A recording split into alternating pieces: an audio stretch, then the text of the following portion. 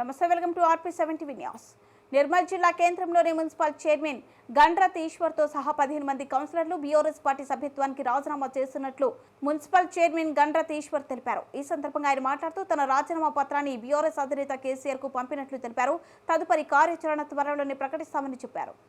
రాష్ట్రంలో ఉన్న పరిస్థితులను దృష్టిలో పెట్టుకొని నిర్మల్ పట్టణ అభివృద్ధిని కోరుకునే విధంగా మరి ఏదైతే బీఆర్ఎస్ పార్టీకి స్వచ్ఛందంగా రాజీనామా చేస్తూ మా గౌరవ కేసీఆర్ గారికి పంపించడం జరిగింది. మున్ముందు ఏదైతే పట్టణ అభివృద్ధిని దృష్టిలో పెట్టుకొని మరి ఏ పార్టీలో చేరాలనేది 1-2 రోజులే నిర్ణయం తీసుకొని చెప్పడం జరుగుతుందని తెలియజేస్తున్నాం.